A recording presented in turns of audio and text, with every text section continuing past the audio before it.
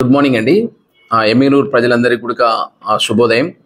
ముఖ్యంగా ఎమ్మిగనూరు పట్టణంలో వాటర్ అనేటువంటిది మనం డైలీ ఇస్తున్నాం. దానిలో భాగంగా వాటర్ కంప్లీట్గా ఒక 10 days మాత్రం మన దగ్గర స్టాక్ ఉంది. ఎస్ఎస్ ట్యాంకులో కూడా కంప్లీట్గా క్లోజ్ అయినాయి, 10 days మాత్రం ఉంటుంది. దానిలో భాగంగా ఇప్పుడు ఎల్ఎల్సి వాళ్ళకు గౌరవ శాసనసభ్యులు కలెక్టర్ గారితోనూ అదేవిధంగా ఎస్సీ ఇరిగేషన్తో మాట్లాడి వాటర్ వదిలేయడం జరిగింది. అది మనకు దాదాపు ఈరోజు రాత్రి 2 o'clock 3 o'clock మనకు వాటర్ రీచ్ అవుతుంది. ఈ వాటర్ దాదాపు next March to April continue process ఉంటుంది. మనకు గుడికల్ రిజర్వాయర్ గుడికల్లోనూ ప్లస్ మన ఎస్ఎస్ ట్యాంక్లోనూ సఫిషియెంట్ వాటర్ను నిల్వ చేసుకోవడం జరుగుతుంది.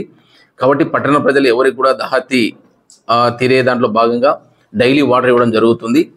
ముఖ్యంగా ఈ వాటర్ ఈ స్టేజ్లో అంటే ఈ మధ్యకాలంలో ఈ 15 రోజుల్లో మాత్రం ఖచ్చితంగా ప్రజలందరూ గమనించి వాటర్ను కాచి చల్లార్చుకొని నీళ్ళు తాగాలి. ఎందుకంటే బై వాటర్ ఫ్లో అంతా వస్తుంది కనుక ఇక్కడ సెడిమెంటేషన్స్ అంతా వచ్చే ఛాన్సెస్ ఉంటాయి. దాంట్లో మేబీ బ్యాక్టీరియా కూడా ఉండే ఛాన్సెస్ ఉంటుంది. కాబట్టి మనం సూపర్ క్లోరినేషన్ కూడా చేస్తున్నాం. ఎక్కడ కూడా వాటర్ కంటామినేషన్ కాకుండా చూస్తున్నాం. అయినా కూడా ప్రజలు ఖచ్చితంగా వాటర్ని కాచి చల్లార్చుకొని తాగాలనేటువంటి విషయాన్ని ప్రజలందరికీ తెలియజేయడం జరిగింది.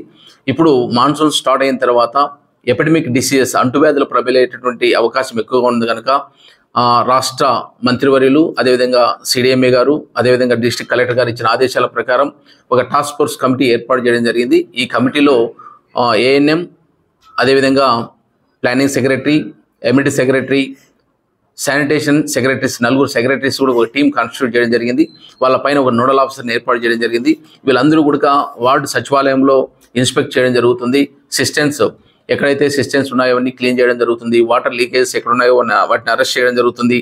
దానిలో భాగంగానే కంప్లీట్గా డీసిల్టేషన్ ఆఫ్ డ్రైన్స్ ఎక్కడైతే మేజర్ మైనర్ మీడియం డ్రైన్స్ ఏవైతే ఉన్నాయో ఈ డ్రైన్స్ అన్నింటినీ కూడా డీసిల్టేషన్ స్టార్ట్ చేయడం జరిగింది. దాదాపు ఇప్పుడు మొత్తం మన దగ్గర ఉన్నటువంటిది 77 కిలోమీటర్ల డ్రైన్స్ ఉన్నాయి.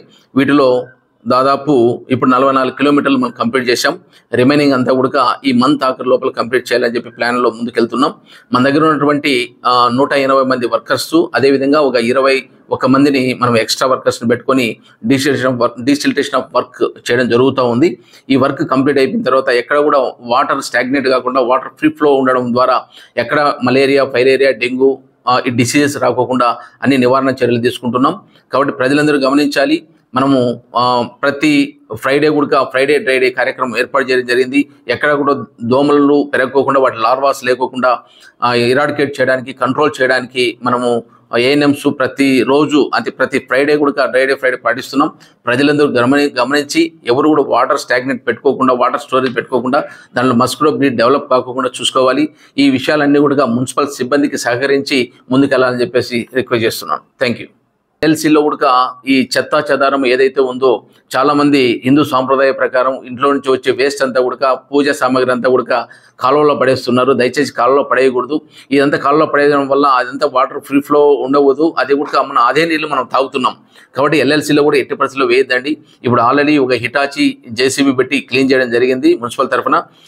కాబట్టి ఎటువంటి పరిస్థితుల్లో కూడా ఈ అవకాశం ఎట్టి పరిస్థితుల్లో కూడా ఈ ఏదైతే పూజా సామాగ్రి ఉందో ఆ సామాగ్రిని ఎల్ఎల్సి కాలువలో వేయదని చెప్పేసి అందరిని రిక్వెస్ట్ చేస్తున్నాను.